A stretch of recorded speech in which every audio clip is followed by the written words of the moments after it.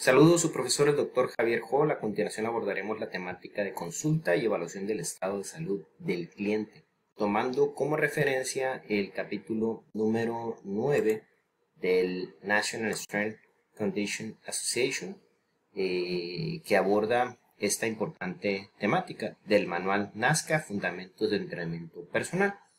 Tomando en cuenta esta referencia y esta importante organización, la NASCA entiende o establece que un entrenador tiene que tener las siguientes características. En primera instancia, es un profesional que es parte de la comunidad de la salud. También, su principal función es entrenar, pero a la par de eso, también evalúa, también educa y motiva a sus clientes. Esto en un enfoque individualizado. También va en su momento, si así se requiere, a derivar con otro tipo de profesional que tenga una competencia habilitada para poder dar un servicio específico de salud a ese cliente. Y por último, también debería o tendría las condiciones de estar o responder de manera adecuada a circunstancias o situaciones de emergencia. El National Strength Condition Association básicamente aborda esta función del entrenador a manera de un acrónimo, ¿no?, que se llama MATTER, que en sus siglas en inglés básicamente significa M motiva, A evalúa, T entrena, E educa y R refiere o deriva. Es importante tomar en cuenta este aspecto y es importante establecer o agregar que necesitaríamos también estar en condiciones de poder abordar una circunstancia de riesgo con nuestros clientes, y es importante tener actualizado el curso de reanimación cardiopulmonar y desfibriladores externos automáticos de agua. Por otra parte, al margen de esto, las instancias más fiables de poder obtenerlo es por medio del American Heart Association, Asociación Americana del Corazón, o un documento de manera internacional, la Cruz Roja. En cuanto a las pautas en este proceso individualizado que se establece en este manual, que sirve para la certificación del Certified Personal Trainer, aborda 7 pautas que se manejan de una manera muy concreta para poder abordar esta temática. Vamos a revisar cada una de ellas y todo inicia con la programación de una entrevista. Obviamente que dentro de este proceso el poder intercambiar información con el cliente es importante, y obviamente que ustedes como profesionales y nosotros como profesionales de la salud tendremos que estar visualizados para poder estar en ese mercado y poder ofertar nuestros servicios.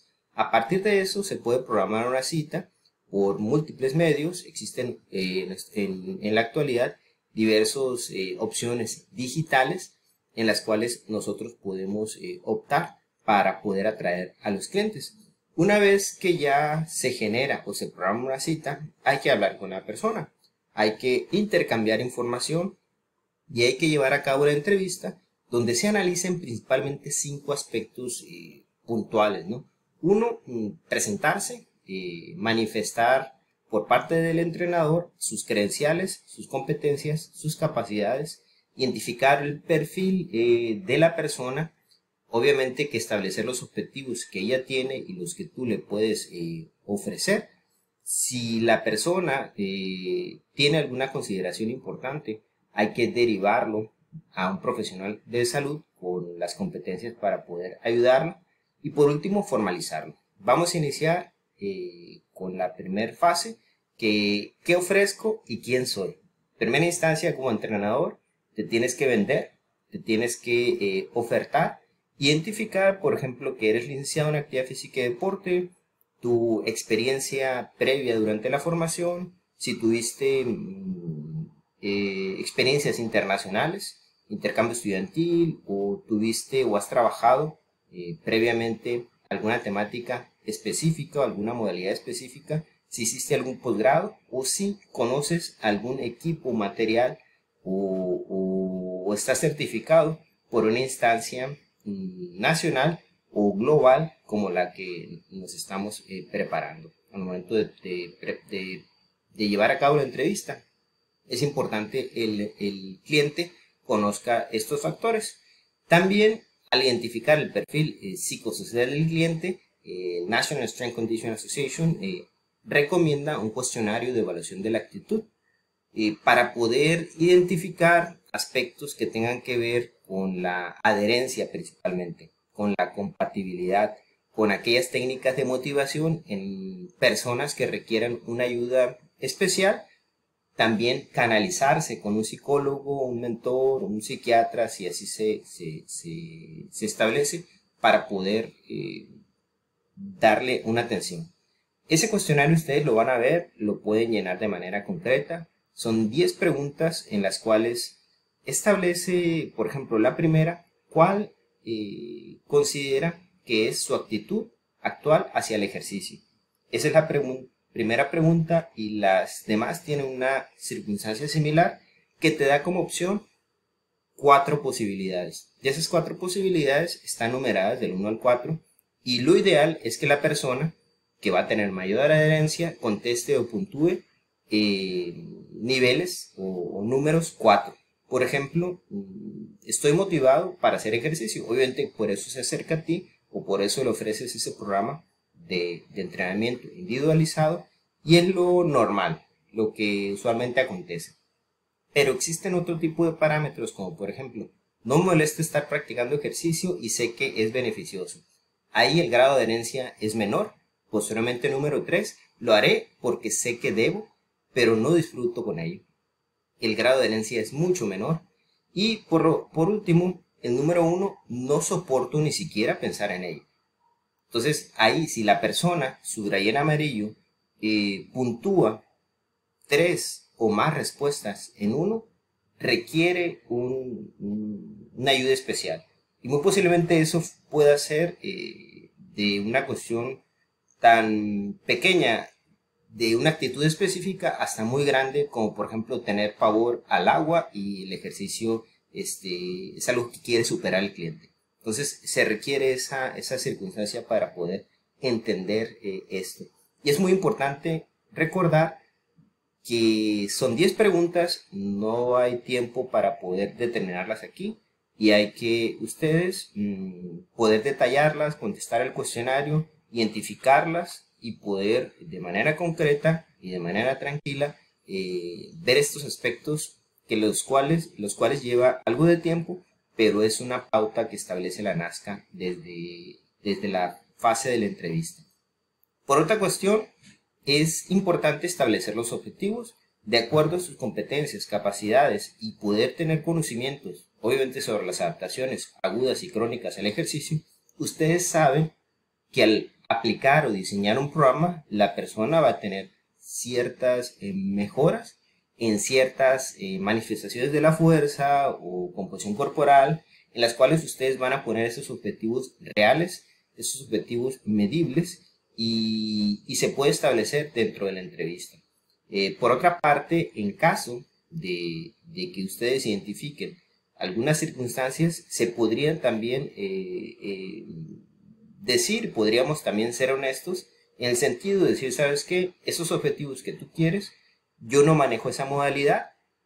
Supongamos que ustedes sean entrenadores de entrenamiento funcional para personas de 40 años o adultos sedentarios que vayan a iniciar un programa de ejercicio, y una persona quiera o tenga como objetivo correr un medio maratón. No es su área de especialidad.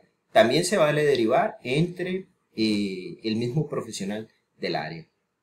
Otra cuestión importante es que una vez se presentan las credenciales, una vez se valora el perfil de la persona, una vez se establecen los objetivos que se quiere alcanzar el cliente, se tiene que formalizar todo en un contrato. Obviamente para esto es un acuerdo legal, el cual se manifiesta de manera, obviamente, que verbal y escrita. Se pone una cronología específica de inicio, de fin, lo que se ofrece a partir de los objetivos planteados, las expectativas, lo que se pretende realizar, los compromisos de horarios, de pagos y las cláusulas de cancelación. Todo esto ahí lo establecemos remarcando en amarillo circunstancias que pueden evitar litigios por cuestiones en las cuales el ejercicio como tal, la única manera de no, por ejemplo, lesionarse es no haciéndolo. El ejercicio por su naturaleza va a causar incomodidad, va a alterar la homeostasis, pero el cliente tendría que tener eso como elemento de conocimiento al momento de que se formalice. Eso el National Strength Condition Association lo recalca de manera concreta. También en cuanto a políticas de cancelación, ustedes habremos que tener esa condición de poder calendarizar el trabajo y establecer los momentos de poder dar atención, porque como entrenamiento personalizado, esas horas que tú dedicaste y planeaste para dar al cliente, si la persona llegó tarde o no llegó, se tiene que establecer bien en ese acuerdo legal o contrato que se firme, ¿no? O si, por ejemplo, la persona tiene circunstancias, y ustedes ya lo saben, y ya pasaron una fase de poder establecer un acuerdo en el cual la persona tiene artritis reumatoide y hay días que tiene esos brotes o días buenos, días malos, y ustedes lo comprenden y lo establecen en el contrato. Puede ser diverso, pero los acuerdos aquí son importantes manifestarlos en papel. El contrato aquí está, es importante poder que se lea, es el que ofrece como modelo el National Strength Condition Association. No quiere decir que sea un procedimiento universal, que se tenga que utilizar en todas las áreas o en todas las organizaciones que ofrecen servicios, o que todos los entrenadores personales lo establezcan, pero es el modelo que maneja el National Strength Condition Association. Por otra parte, la pauta número 3 es que el cliente llene unos formularios importantes, que también, hablando de litigios, más allá de ello, lo más importante es identificar factores de riesgo, ¿no? O evaluar el estado de salud de la persona. Porque en caso de que tú no lo establezcas, o no lo pongas, o no lo preguntes, tú eres negligente. El National Strength Condition Association establece como prioridad o como obligatorio, enfatizando el aplicar el Physical Activity Readiness Questionnaire, el cuestionario PARQ, denominado también cuestionario de aptitud para la actividad física. Este cuestionario son 7 preguntas realmente muy sencillas, en las cuales te va a decir sí o no. Y en esta etapa, básicamente tú detectas alguna circunstancia a partir del sí para que se pueda derivar al médico y él, con un análisis más profundo de acuerdo a sus competencias, identifique si es pertinente o no que realice actividad física la persona, o cómo es que tiene que realizar actividad física la persona, en el sentido de intensidades o en el sentido de, por ejemplo, ejercicios peligrosos o ejercicios contraindicados, por ejemplo. Este cuestionario Physical Activity Readiness Questionnaire es muy sencillo de aplicar. Son 7 preguntas. También no quiere decir que si la persona contesta todo sí, ya se puede decir que está bien de su salud. El cuestionario tiene elementos importantes, está validado, está aceptado por la comunidad científica, pero existen otros tipos de cuestionarios que profundizan más sobre la salud o sobre el estilo de vida de la persona, que ya lo vamos a ver. Pero ponemos esto de acuerdo al National Strength Condition Association como obligatorio. Ese es el cuestionario. Lo vamos a ver de manera más amplia aquí, destacando las 7 preguntas. Y la número 1 menciona: ¿le ha dicho alguna vez un médico que padece del corazón y le han recomendado utilizar actividad física solamente con supervisión médica? ¿Sí o no? ¿Nota dolor en el pecho cuando practica actividad física? ¿Sí o no? ¿Ha notado dolor en el pecho en reposo durante el último mes? ¿Se ha perdido la conciencia? ¿Ha perdido la conciencia o el equilibrio después de notar sensación de mareo?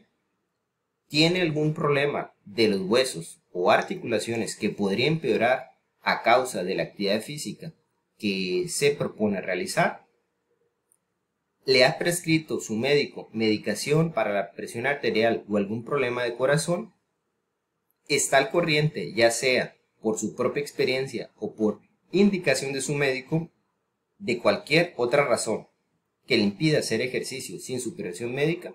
Entonces, el cuestionario son 7 preguntas sencillas que abordan la salud general. Obviamente que hay circunstancias más amplias que se pueden abordar, pero este cuestionario básicamente es reconocido, repito, por la comunidad científica y se establece como obligatorio. Otros complementarios en los cuales las personas podrían indagar o podrían saber más de algún otro aparato o sistema en el cual requeriría ese foco amarillo para poder tomar en cuenta si tiene alguna enfermedad diagnosticada, por ejemplo, y el Physical Activity Readiness Questionnaire no lo identifica. Y son cuestionarios que también requerimos analizar de manera detallada, poder computar, y algunos de ellos involucran también o calculan también factores de riesgo de enfermedad coronaria, pero requieres elementos como una analítica. Creo que es lo más factible, lo más pertinente, que en un plan individualizado la persona se pueda abordar el Physical Activity Readiness Questionnaire. Y aparte de estos cuestionarios, que también demandan mucho tiempo, es más fácil que con un análisis clínico que venga, por ejemplo, lo de riesgo cardiovascular, de lipidemias o glucosa, el entrenador personal pueda tener esos datos que nos van a servir más adelante, que inclusive si va con un nutriólogo o un médico les pueden también ser útiles. Entonces, ese tipo de análisis de riesgos para la salud también calcula básicamente la edad de la persona, la esperanza de vida de la persona, a partir de puntuar algunas consideraciones. Entonces lo colocamos como elemento complementario y aquí te da la tasa de estos factores, calculando numéricamente los datos que tú computes. A partir de esto, sí es importante también, dentro de ese pauta número 3, que es en la cual llevamos, así como se hizo un contrato, el cliente también asuma que está informado del programa y asuma que exime de riesgos o establece la asunción de riesgos por participar en este programa. Dijimos, la única manera de no lesionarte es no haciendo ejercicio. Obviamente que por ejercicio, y puede haber un accidente en el cual la persona realice una acción y se doble el tobillo, no como parte del diseño del programa del entrenador, sino como un accidente. Entonces el cliente lo tendría que entender para exonerar de alguna responsabilidad, porque el entrenamiento, repito, es potencialmente, puede llegar a ser potencialmente lesivo por naturaleza, pero bueno, en ese sentido tomaremos las precauciones y las condiciones, pero el cliente tendría que llenar esa circunstancia de poder estar informado también en caso de realizar alguna prueba de aptitud física, como una prueba de esfuerzo máxima o submáxima. Dejo aquí los cuestionarios para poder de manera detallada leerlos de manera concreta, y pasamos a un apartado muy interesante que es la pauta número 4, que tiene que ver con el riesgo cardiovascular. Hacemos el paréntesis que en cuanto a la enfermedad cardiovascular, previo a pandemia, es la enfermedad con más causas de muerte. Y obviamente que muchos de nuestros clientes quieren prevenir esa circunstancia.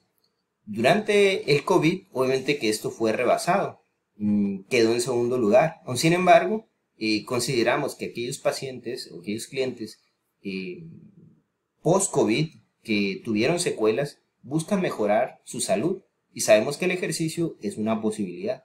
Bajo ese esquema hay un tema muy importante, que es la aterosclerosis, y es un tema que va a conllevar de manera concreta al infarto al miocardio.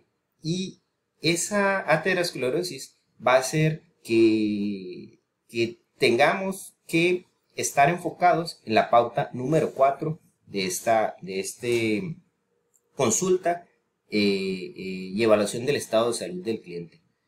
Primeramente, la aterosclerosis va a ser un endurecimiento, una pérdida de elasticidad de las arterias que va a producir riesgo coronario, riesgo en la circulación del corazón.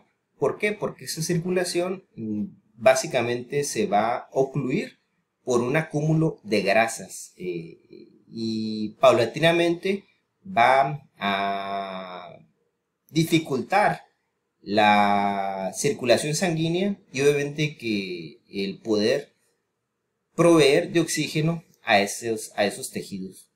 También se genera una necrosis de manera específica y básicamente es por eso que nosotros, mediante el ejercicio, podríamos coadyuvar a la disminución de este tipo de circunstancias. Por eso en la pauta número 4 se evalúan los factores de riesgo coronario, enfermedades diagnosticadas y estilo de vida para poder ir subsecuentemente a la 5. ¿De qué se trata esto? Primero, tenemos que identificar 7 factores de riesgo positivos y un factor de riesgo negativo. Dentro de los 7 factores de riesgo positivos, para poder analizar a los clientes está la edad. Los hombres arriba de 45 y mujeres arriba de 55 ya son factores de riesgo de manera natural por estadística epidemiológica. Es una edad que a partir de cumplir esos años, la persona tiene más probabilidad de sufrir esos riesgos de infarto al miocardio o aterosclerosis. Por otra parte, tenemos antecedentes familiares. Si un familiar directo tuvo ya sea infarto al miocardio, una revascularización o una muerte súbita, y es un familiar directo que es hombre con menos de 55 años o mujer con menos de 65 años, ya nosotros tenemos una base de herencia para poder tener ese factor. Tabaquismo, si nosotros fumamos, ya es factor de riesgo. El tabaquismo va a disminuir el colesterol de baja densidad y también va a proveer que esa necrosis en las arterias por el riesgo de factor coronario se pueda incrementar. Pero si una persona dejó de fumar hace 6 meses, esa circunstancia se va a eliminar como factor de riesgo. Por otra parte, tenemos el estilo de vida, tomando en cuenta el sedentarismo, y una persona que no realice como mínimo 3 días a la semana 30 minutos de actividad física moderada, que corresponde al 20, al 40, 60% de los máximos, ya no ya se considera factor de riesgo. Y si la dejó de hacer hace de 3 meses de manera sistemática, ya es factor de riesgo. Por otra parte, la obesidad se toma en cuenta 3 valores: el índice de masa corporal, peso entre estatura al cuadrado, arriba de 30, ya es factor de riesgo, ya es considerado obesidad. Y por otra parte, la circunferencia de cintura, que en hombres, si es mayor a 102 centímetros, ya es factor de riesgo, y en mujeres, arriba de 88, ya es factor de riesgo. Tenemos también a la hipertensión. En caso de la hipertensión, si las personas están tomando medicamentos para poder contrarrestar esta enfermedad, ya es factor de riesgo, o en caso de que se les haya evaluado la tensión arterial, la presión arterial, y la presión sistólica haya sido determinada arriba de 140 milímetros de mercurio, y la presión diastólica arriba de 90 milímetros de mercurio, ya se considera como factor de riesgo. En cuanto a las dislipidemias, colesterol total arriba de 200 miligramos por decilitro ya es factor de riesgo. El colesterol de baja densidad, es decir, el LDL, que no esté arriba o igual a 130 miligramos por decilitro. Y por último, el colesterol de alta densidad, que no esté menor a 40 miligramos por decilitro. En cuanto a la prediabetes, que es el último factor de riesgo positivo, se establece a la glucosa, que esta no esté alterada en ayunas y que no dé valores arriba de 100 miligramos por decilitro. O ya sea que si una prueba de tolerancia a la glucosa se realice, que esta persona no tenga, después de 2 horas de hacer la prueba, más de 140 miligramos por decilitro. Entonces, tomando en cuenta esos aspectos, ya conocemos los factores de riesgo positivos. Hay un factor de riesgo negativo, que es el colesterol de alta densidad o el HDL, que es positivo, que de manera es negativo en el sentido de que va a favorecer que no aparezca ese infarto al miocardio, esa aterosclerosis, ese riesgo factor de riesgo coronario, y básicamente es el colesterol de alta densidad. El colesterol que va a llevar esas grasas que están en las arterias, que favorecen que no exista ese endurecimiento, elasticidad, los va a llegar para poder que se utilice y metabolice en el hígado de manera adecuada. Si hay gran cantidad de ese ácido graso, que es el HDL, eso va a favorecer y va a ser restado a un factor de riesgo positivo. Personas que tengan arriba de 60 miligramos por decilitro van a caer en esa condición. Nos vamos ahora sí a evaluar e interpretar los resultados. De manera concreta, conociendo los 7 factores de riesgo positivos establecidos por las pautas del National Strength Condition Association, nosotros vamos a clasificar a las personas en 3. O sea, personas con riesgo bajo, personas con riesgo moderado o personas con riesgo alto, a partir de poder identificar o calcular la cantidad de factores de riesgo positivos o factores de riesgo negativos. Las personas que tengan un factor de riesgo coronario, un riesgo bajo, van a considerarse aquellas personas asintomáticas que tengan uno o ningún factor de riesgo cardiovascular. Las personas con riesgo moderado también van a ser considerados, ya sea hombres o mujeres, asintomáticos con 2 o más factores de riesgos. Y los de riesgo alto, ahí serían personas o individuos con alguna enfermedad cardíaca o algún otro tipo de condición ya diagnosticada en la cual se requiera derivar a un médico. Para poder hacer ese cálculo de manera primaria específica, vamos a darlo con un ejemplo. Tenemos aquí a nuestra cliente, se le va a ofrecer un programa de entrenamiento individualizado. Esta cliente es sedentaria, tiene 44 años, de profesión es administradora. Su padre sobrevivió a un ataque del corazón, a un infarto al miocardio a los 71 años.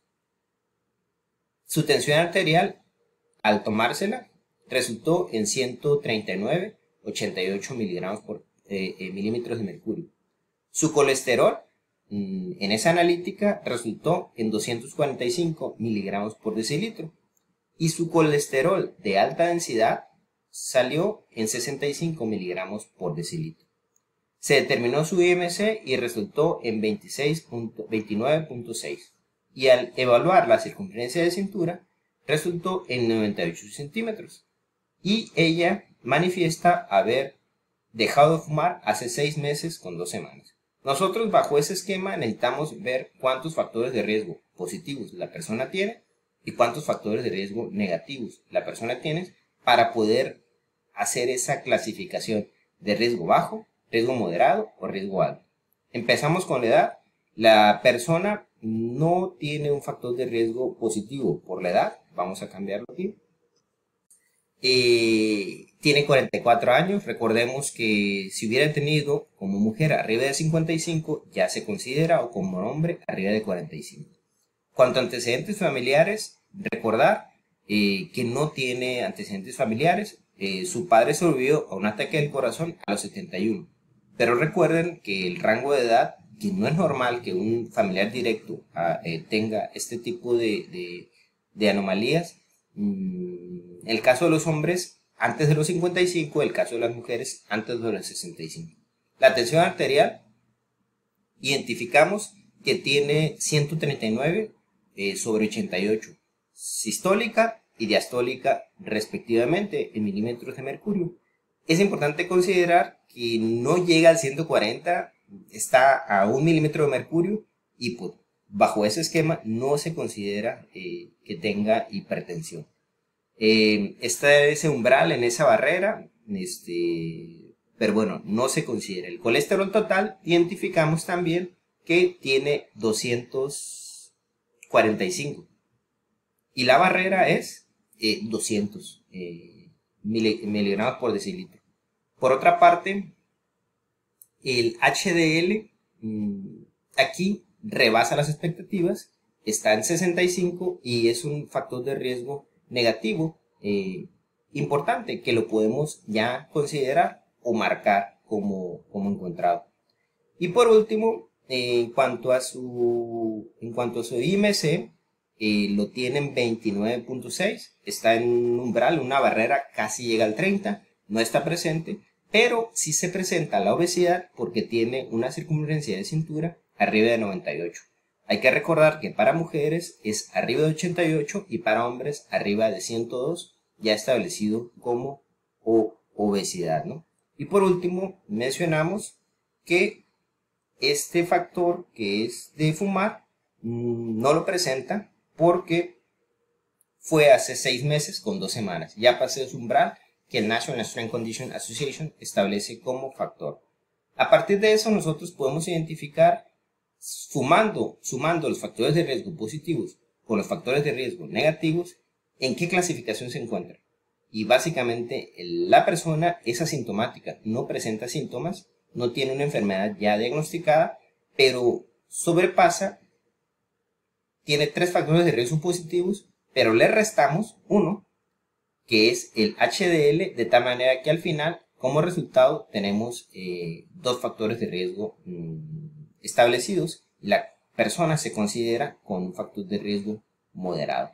Por otra parte, hay más casos que tanto te explican en el manual, te presentan y analizas, y tú de manera concreta estratificas el riesgo. Sí es importante se analicen de manera detallada, se ponga pausa aquí al video y se pueda leer de manera concreta para hacer un análisis concreto de cada uno de los casos. Vienen 4 casos muy interesantes en los cuales cada uno de ellos va a estar canalizado nuevamente a una estratificación de riesgo bajo, moderado y alto. Entonces, ese riesgo bajo, moderado o alto a partir de la cantidad de factores de riesgo identificados a partir de una persona que ya tiene síntomas y una enfermedad diagnosticada, hay un tratamiento por el entrenador personal en el cual se va a abordar. Vamos a revisarlo de manera concreta bajo este esquema. 1. ¿Qué tipo de intensidad es con la que puede iniciar un programa de ejercicio físico? O si se recomienda ya básicamente canalizarse o derivarse con un médico y hacer una prueba de esfuerzo submáxima o máxima para poder conocer cómo responde a ese tipo de ejercicios y estar listos en un segundo momento para poder obtener esos beneficios en un programa de manera formal. Entonces, tenemos esta circunstancia como medida de precaución. Una persona que tiene un riesgo bajo, de manera concreta, de manera directa, pasa a poder realizar un programa de ejercicio físico sin tener que derivarse a un profesional de la salud, ya sea médico. Por otra parte, si la persona tiene un factor de riesgo moderado, es decir, 2 o más circunstancias o factores de riesgo, ya se requeriría que la persona no inicie actividad física con intensidad alta. Es decir, con una intensidad arriba del 60% del VO2 máximo. Es necesario previamente que se canalice con un médico y se pueda hacer una prueba de esfuerzo máximo o submáximo. Nosotros tendríamos la competencia para poder hacer una prueba de esfuerzo submáxima y sería necesario poder ver a profundidad con un electrocardiograma cuál es la respuesta al estrés físico para poder iniciar un programa. Por otra parte, el riesgo alto, sí es necesario canalizarse, sí es necesario no empezar el programa aún si no tiene un elemento, un diagnóstico específico para poder, repito, recomendar el no realizar un ejercicio que pueda agravar su condición y poder ver a profundidad con instrumentos y mecanismos y competencias de un médico el poder valorar su esfuerzo físico. Entonces, la pauta número 6, en caso de que la persona esté en riesgo alto, se tiene que derivar a un profesional de la salud, que es un médico, si es necesario.